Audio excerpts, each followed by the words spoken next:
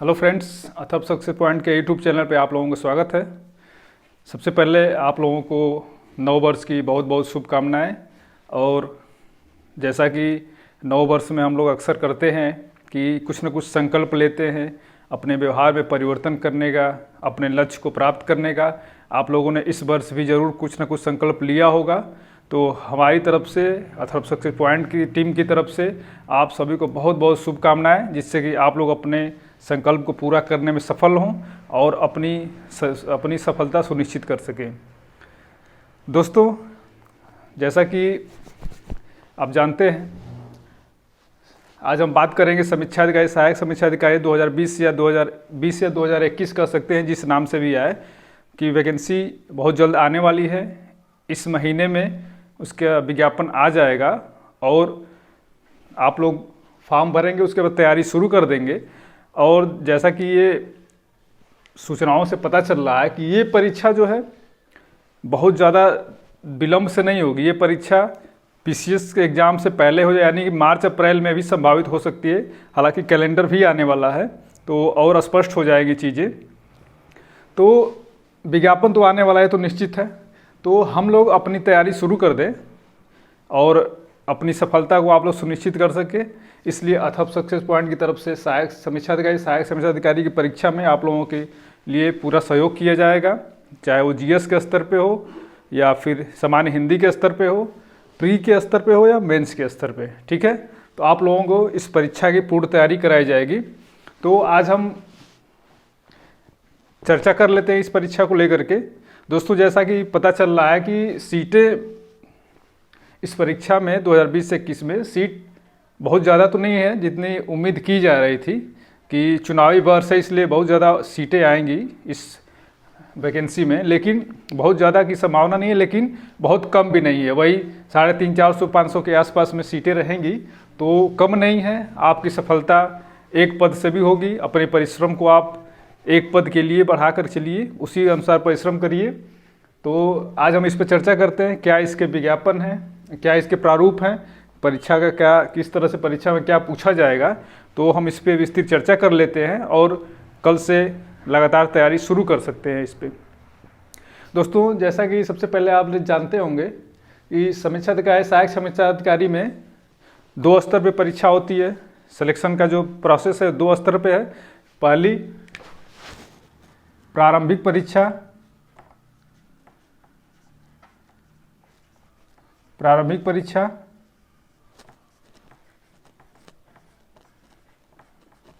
और उसके बाद मुख्य परीक्षा। ठीक है, प्रारंभिक परीक्षा और मुख्य परीक्षा के बाद सिलेक्शन लिया जाएगा।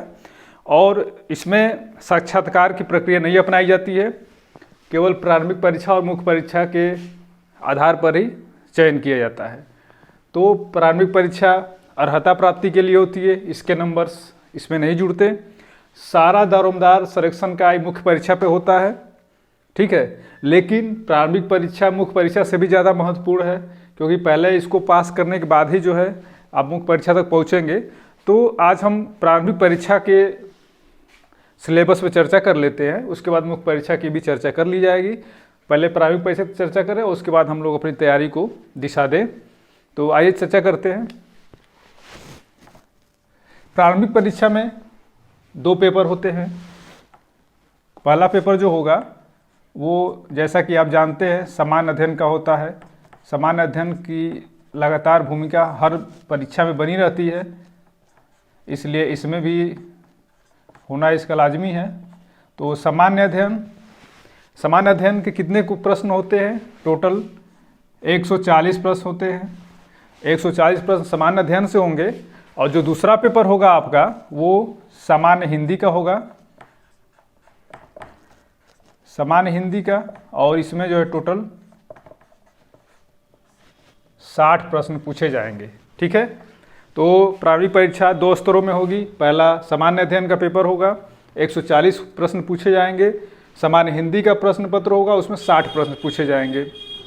ठीक है, एक बात जो और ध्यान देने वाली है कि इसमें जो है निगेटिव मार्किंग का प्रावधान है। ठीक है, निगेटिव मार्किंग का प्रावधान है और इसलिए हमें और सावधानी से इसकी तैयारी करनी है, क्योंकि निगेटिव मार्किंग होने की वजह से। और एक बात और ध्यान देने वाली है कि जो इस समय के जो आयोग के प्रश्न पत्र बन रहे हैं उसके अनुसार हमें इस पे विशेष ध्यान देना हो, क्योंकि आजकल के प्रश्न जो है बहुत गहराई से पूछे जा रहे हैं आयोग द्वारा और उसकी काफ़ी सूक्ष्म विश्लेषण और तार्किक अध्ययन करने की ज़रूरत है। तो इसमें नेगेटिव मार्किंग का और रोल बढ़ जाता है, क्योंकि अगर फैक्चुअल ज़्यादा होते हैं तो आप तुक्का लगा भी सकते हैं, लेकिन कंसेप्ट और फैक्ट दोनों मिला करके पूछे जा रहे हैं। इसलिए निगेटिव मार्किंग पे हमें विशेष चर्चा करनी होगी ताकि अपनी जो पढ़ाई हो उसको हम इस दिशा में ले जा सकें। ठीक है, तो अगर हम सामान्य अध्ययन की बात करें तो सामान्य अध्ययन के सिलेबस में क्या रखा जाता है आप जानते ही हैं। इसमें जो है इतिहास होगा और इतिहास को 2 पार्ट में कर दिया जाता है। क्या कर दिया जाता है, इसमें जो है स्वतंत्रता आंदोलन को अलग कर दिया जाता है, हालांकि ये भी इतिहास ही है। ठीक है, स्वतंत्रता आंदोलन को हम अलग कर लेते हैं, ऐसे ही लिखा रहता है सिलेबस में। तो स्वतंत्रता आंदोलन को अगर हम जोड़ लें तो ये भारतीय इतिहास होगा। स्वतंत्रता आंदोलन, सर्वाधिक प्रश्न जो है स्वतंत्रता आंदोलन से ही पूछे जाते हैं। अगर इतिहास में 25 प्रश्न पूछे जाते हैं तो 15 इसी से होंगे। 5-5 क्वेश्चन हो सकता है कि मध्यकाल और प्राचीन इतिहास से हो, लेकिन ये अनिवार्य नहीं है। लेकिन सर्वाधिक प्रश्न स्वतंत्रता आंदोलन से ही पूछे जाते हैं। ठीक है, तीसरा जो होगा आपका भारत एवं विश्व का भूगोल होगा। भारत एवं विश्व का भूगोल। ठीक है, इस पे भी आपको काफ़ी फोकस करना होगा, क्योंकि भूगोल के प्रश्न जो है काफ़ी अच्छी स्तरीय पूछे जा रहे हैं और ऐसे सामान्य क्वेश्चन नहीं पूछे जा रहे हैं। काफ़ी जैसे जलवायु पूछा जा रहा हो, जलवायु की आपको अच्छी समझ होनी चाहिए। पर्वत पहाड़ के बारे में पूछा जा रहा है तो वो भी काफ़ी गहराई से पूछा जा रहा है, तो हम इस पर चर्चा करेंगे बढ़िया से। तीसरा चौथा जो होगा आपका सामान्य विज्ञान का होगा। सामान्य विज्ञान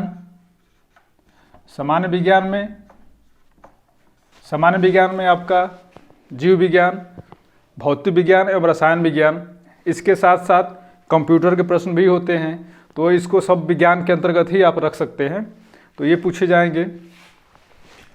पांचवा जो होगा वो आपका हो जाएगा राज्य व्यवस्था यानी पॉलिटी। ठीक है, राज्य व्यवस्था से पूछा जाएगा, काफ़ी बढ़िया प्रश्न पूछे जा रहे हैं। इसके बाद जो है भारतीय अर्थव्यवस्था के बारे में पूछा जाएगा। भारतीय अर्थव्यवस्था एवं वैश्विक संस्थाएं जो होती है, जैसे WTO हो गया, IMF हो गया, वर्ल्ड बैंक हो गया, CDB हो गया, IDBI हो गया, या एशिया डेवलपमेंट बैंक हो गया, जिसे न्यू डेवलपमेंट बैंक भी कहा जाता है। तो ये तमाम जो है अर्थव्यवस्था जुड़े हुए टॉपिक होते हैं। और अर्थव्यवस्था के साथ साथ इसमें आपका जो है कृषि एवं व्यापार होगा। फिर पर्यावरण होगा, पर्यावरण एवं पारिस्थितिकी, पर्यावरण एवं पारिस्थितिकी होगा। ठीक है, ये हो गया। फिर इसके बाद अगला क्या हो सकता है, अगला जो होगा जनसंख्या एवं नगरीकरण, जनसंख्या एवं नगरीकरण विशेष तौर से भारत के संदर्भ में ही पूछा जाता है। जनसंख्या और नगरीकरण जो है भारत का ही होगा, ज़्यादातर बहुत कम चांसेस होते हैं जो वैश्विक स्तर पूछा जाए, तो जनसंख्या और नगरीकरण होगा। इसके बाद एक चीज़ और है, इसमें जो है आपका उत्तर प्रदेश विशेष होगा। उत्तर प्रदेश विशेष, क्योंकि आप जिस राज्य में हैं, जिस राज्य की परीक्षा दे रहे हैं उसके बारे में जानना अति आवश्यक है, तो उत्तर प्रदेश विशेष होगा। और काफ़ी संख्या, कम से कम 8 से 10 प्रश्न उत्तर प्रदेश विशेष से होते हैं। इसके बाद जो है अगला टॉपिक हो जाएगा आपका उत्तर विशेष के बाद करेंट अफेयर्स हो जाएगा। ठीक है, करेंट अफेयर्स का बहुत बड़ा योगदान है, बहुत बड़ा रोल है, तो इस पे हमें बहुत फोकस करना होगा। करेंट अफेयर्स 140 में कम से कम 25 से 30 प्रश्न पूछे जाते हैं, तो करंट अफेयर पे हमें विशेष ध्यान देना होगा। और इसके बाद अगला जो टॉपिक होगा वो होगा आपका बौद्धिक क्षमता, अर्थात रीजनिंग और मेंटल एबिलिटी। जो बात रीजनिंग और मैथ की, तो मैथ नहीं होता, स्पेशली रीजनिंग ही होता है, इसलिए यहाँ अंकगणित की जगह पे बौद्धिक क्षमता प्रयोग किया गया है। तो इसमें घबराने वाली कोई बात नहीं है, ये रीजनिंग ही होता है और बहुत कठिन भी नहीं होता। आसान से 10-12 क्वेश्चन होते हैं, लेकिन 10-12 क्वेश्चन बहुत बड़ा योगदान होता है इसका सिलेक्शन के लिए, प्री क्वालिफाई करने के लिए। तो ये इतने जो है टॉपिक हमारे सिलेबस में समान अध्ययन के रखे गए हैं और इनसे 140 प्रश्न बनाए जाएंगे आपके लिए। तो अगर हम प्रश्नों की संख्या के आधार पर देखेंगे किससे कितना प्रश्न पूछा जाता है और किसका ज़्यादा योगदान है, तो ये तो मान लीजिए सॉर्ट आउट हम कर लेंगे पिछले सत्र के पेपरों को देख करके, लेकिन ये कोई अच्छा तरीका नहीं होगा कि हम उसको सॉर्ट आउट कर ले, विशेष ध्यान दें, बल्कि प्रश्नों की संख्या के लिहाज से ध्यान देने से बढ़िया है कि आप अपने तैयारी के अनुसार ध्यान दें कि आपका किस सेक्शन में आप मजबूत हैं, किस में आप कमज़ोर हैं, उस सेक्शन पे आप ज़्यादा मेहनत करें और जो आपका मजबूत है उसको आप रिवीजन करते रहें, तो आपकी तैयारी बेहतर हो जाएगी। इसलिए प्रश्नों की संख्या को अगर हम देख लें, तो अगर हम यहाँ पे देखें कि इतिहास और भारत स्वतंत्रता आंदोलन से मिला करके तो लगभग 20 प्रश्न होने ही चाहिए। ठीक है, 20 प्रश्न हो जाते हैं लगभग। और भूगोल की अगर हम बात करें तो भूगोल से भी लगभग 15 से 20 प्रश्न पूछे जाते हैं। सामान्य विज्ञान 10 से 15 प्रश्न, स्पेशली आजकल सामान्य विज्ञान में जीव विज्ञान पे ज़्यादा बल दिया जा रहा है। जैसे आपका न्यूट्रिशन हो गया, पोषण व्यवस्था, मानव शरीर से संबंधित जितने भी हैं संरचनाएं, मानव शरीर की संरचना, फिर उसके बाद मानव व्याधियाँ, रोग, ये तमाम चीज़ें ज़्यादा पूछी जा रही है। तो इसमें जो है आपका ज़्यादा रोल हो जा रहा है जीव विज्ञान का। राज्य व्यवस्था से भी इतने ही क्वेश्चन होते हैं, 10 से 15। अर्थव्यवस्था की अगर हम बात करें तो इससे लगभग 10 प्रश्न हो सकते हैं। कृषि का इसमें बहुत बड़ा योगदान होता है, क्योंकि कृषि से जुड़े हुए लगभग 10 से 12 प्रश्न अक्सर पूछे जाते हैं, तो हम 10 प्रश्न इसको भी दे देते हैं। अगर पर्यावरण परिस्थिति जानते हैं, आजकल आपका वैश्विक स्तर पे जहाँ जाइए वहाँ पर्यावरण की चिंता होती है, पर्यावरण की चर्चा होती है, पर्यावरण संबंधित सम्मेलन होते जा रहे हैं लगभग हर समय। तो पर्यावरण की भूमिका परीक्षा के लिहाज से तो है ही, वैश्विक स्तर पे इसकी भूमिका लगातार बनी हुई है, चर्चा का केंद्र बना हुआ है, कोई ना कोई सम्मेलन होता रहा है। तो पर्यावरण परिस्थिति जो है काफ़ी बढ़िया योगदान है, तो ये इससे भी 10 प्रश्न पूछे जा सकते हैं। टोटल हो गए हमारे 40, 30, 70, 100 क्वेश्चन। ठीक है, अब इधर आ जाइए। जनसंख्या नगरीकरण को अगर हम देखें तो इससे जुड़े हुए लगभग हम देख सकते हैं कि 5 से 10 प्रश्न हो सकते हैं जनसंख्या नगरीकरण से। ठीक है, तो जनसंख्या नगरीकरण से 5 से 10 प्रश्न हो सकते हैं। उत्तर प्रदेश विशेष से 10 से 12 प्रश्न आपके अनिवार्य हैं। ठीक है, 10 से 12 या 15 प्रश्न भी हो सकते हैं उत्तर प्रदेश से। करेंट अफेयर का जो है रोल आपका लगभग 15 से 20 प्रश्न का होगा और बौद्धिक क्षमता 8 से 10 प्रश्न होंगे। तो हम एक रिव्यू देख लिया हमने कि क्या क्या संभावनाएं, किससे कितने ज़्यादा प्रश्न पूछे जाते हैं, और इसके साथ साथ आप जो है पूरे पिछले वर्ष के पेपर या जो हाल ही में हुए हैं 2016 का जो पुनर्परीक्षा हुआ उसमें इसके मुख्य परीक्षा को आप देख सकते हैं।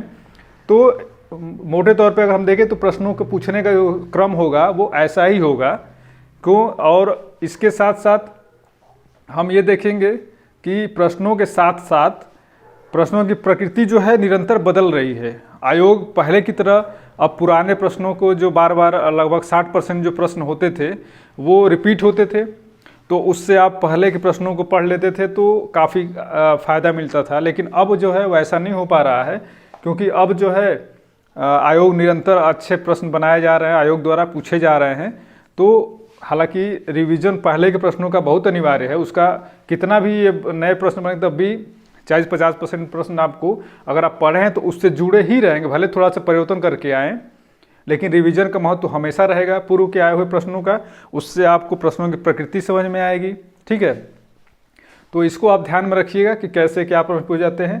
और इसके साथ साथ आपकी जो पकड़ किस विषय पे उतनी है, उस विषय को आप सामान्य तौर से लीजिएगा, उसको आप रिवीजन करते रहिए। जो भी विषय आपसे अभी दूर हैं, आपकी पकड़ से दूर हैं, उन पे आप विशेष ध्यान दीजिए। जैसे करेंट अफेयर्स पे विशेष ध्यान दीजिए, इसके बाद जो है पर्यावरण पे ध्यान दीजिए, कृषि पे ध्यान दीजिए आप, और विज्ञान पे ध्यान देंगे। अर्थव्यवस्था तो करंट अफेयर्स से संबंधित जुड़ा ही मामला है, तो इससे ज़्यादा घबराने की ज़रूरत नहीं है।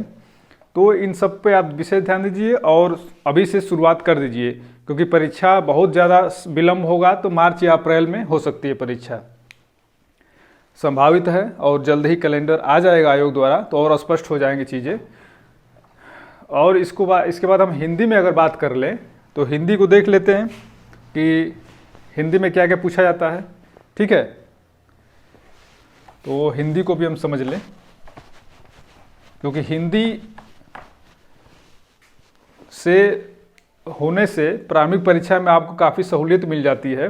अगर आप हिंदी को बढ़िया से तैयार कर लें तो इधर अगर कोई कमी भी होती है आपकी परीक्षा पेपर में, जीएस के पेपर में, तो आप हिंदी से आप संभल सकते हैं और आप क्वालिफाई कर सकते हैं। तो अगर हिंदी में हम बात करें तो हिंदी में कुल 6 टॉपिक होते हैं। पहला जो होगा वो विलोम शब्द पूछे जाएंगे। ठीक है, विलोम शब्द होंगे। दूसरा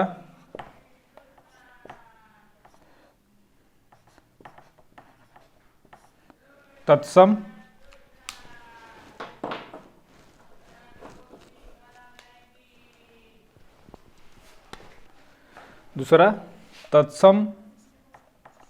तद्भव होगा। ठीक है, तीसरा जो टॉपिक होगा वो आपका होगा अनेक शब्दों का एक शब्द। काफ़ी इम्पॉर्टेंट होता है ये, अनेक शब्दों के लिए एक शब्द। ठीक है, इसके बाद चौथा होगा पर्यायवाची शब्द। पर्यायवाची शब्द होगा।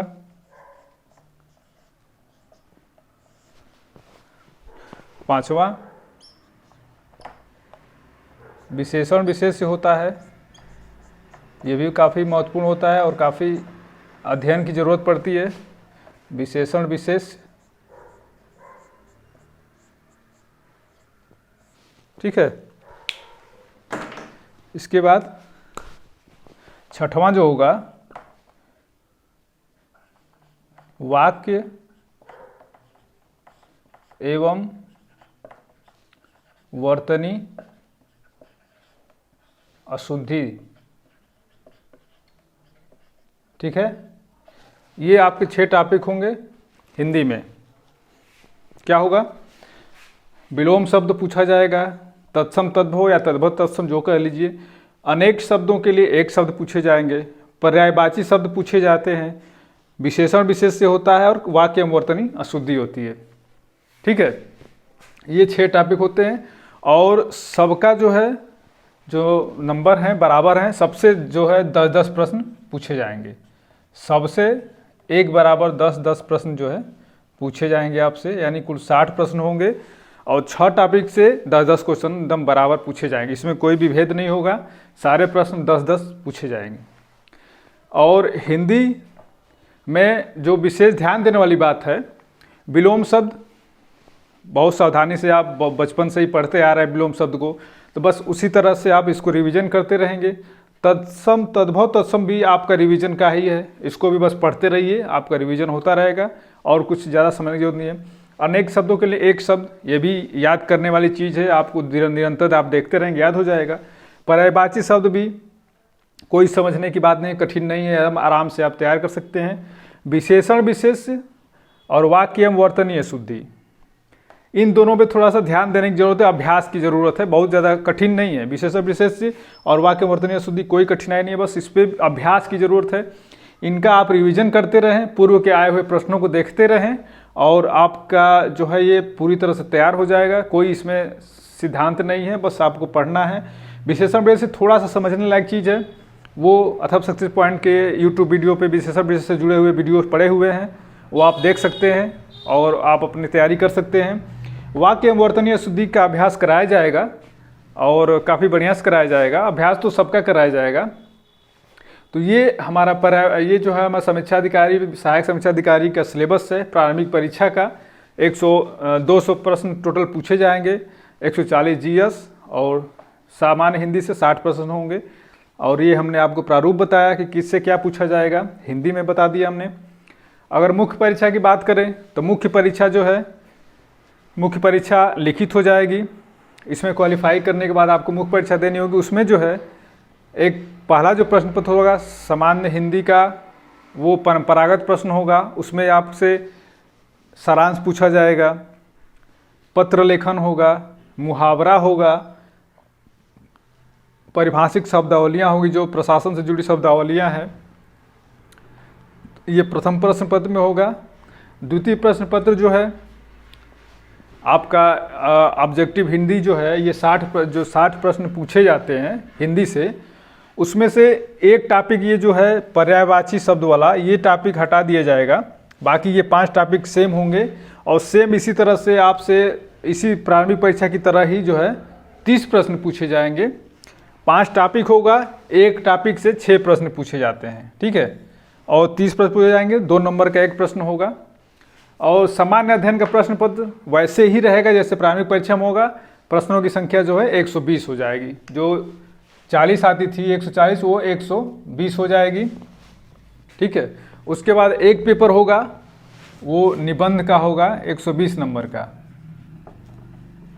ये आपके 4 पेपर कुल होंगे, ठीक है। 120 नंबर का निबंध, 120 नंबर का जीएस का प्रश्न पत्र, 60 नंबर की सामान्य हिंदी और 100 नंबर का जो है आपका परंपरागत आलेखन हिंदी होगा। तो ये मुख्य परीक्षा है, उस पर हम बाद में विस्तृत चर्चा करेंगे, लेकिन अभी हम प्रारंभिक परीक्षा पर विशेष फोकस करें, क्योंकि प्रारंभिक परीक्षा ही जो है आपको पहले देनी है और प्रारंभिक परीक्षा के बाद ही आप जो है मुख्य परीक्षा में जाएंगे। तो प्रारंभिक परीक्षा में हमने जीएस पे पूरी चर्चा कर ली, हिंदी पे चर्चा कर ली, प्रश्नों की संख्या समझ लिया। और आपको हम बताते चलें कि आपके जीएस से जुड़े हुए एक एक विषय को क्रम से उठाया जाएगा और क्रम से पढ़ाया जाएगा और आपको विधिवत जो है अभ्यास भी कराया जाए, अभ्यास प्रश्न भी कराए जाएंगे। और अथर्व सक्सेस पॉइंट की वेबसाइट पे आप टेस्ट सीरीज भी ज्वाइन कर सकते हैं, टेस्ट सीरीज भी दे सकते हैं। और सामान्य हिंदी के लिए भी उसी तरह की प्रोसेस अपनाई जाएगी तैयारी में।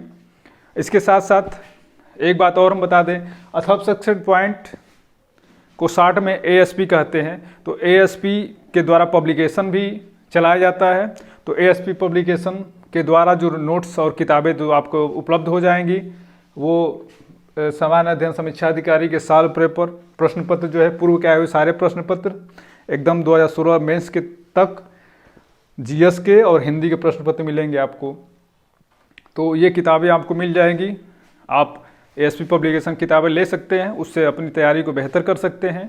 इसके साथ साथ यहाँ आपको पूरी तरह से तैयारी कराई भी जाएगी। तो आपको आपकी सफलता के लिए अथर्व सक्सेस पॉइंट क्लासेज भी शुरू किया गया है, वीडियो क्लासेज भी आपको डेली दी जाएंगी। इसके साथ साथ आपको किताबें भी उपलब्ध होंगी, टेस्ट सीरीज भी ज्वाइन कर सकते हैं आप। यानी कि आपकी ये पूरी तैयारी जो है यहाँ पे अथर्व सक्सेस पॉइंट के चैनल से हो सकती है। नोट्स से लेकर के टेस्ट सीरीज तक वीडियो क्लासेस सारे उपलब्ध होंगे आपको। तो आप हमारे साथ जुड़े रहिए, निरंतर देखते रहिए और अपने दोस्तों मित्रों को ये वीडियो जो है शेयर करते रहिए और लाइक कमेंट करिए, ताकि हम उसमें सुधार और कर सकें। कोई भी प्रॉब्लम हो आप कमेंट करें, सुधार किया जाएगा उसमें। और आपके सफलता में सहभागी बन करके अथर्व सक्सेस पॉइंट निरंतर प्रयासरत होगा और आपके पूरे सिलेबस की तैयारी कराई जाएगी, ठीक है। तो कल से हम एक एक करके एक एक से विषय को उठाएंगे और क्लास शुरू हो जाएगी आपकी। और निरंतर आप देखते रहिए, चैनल से जुड़े रहिए। धन्यवाद।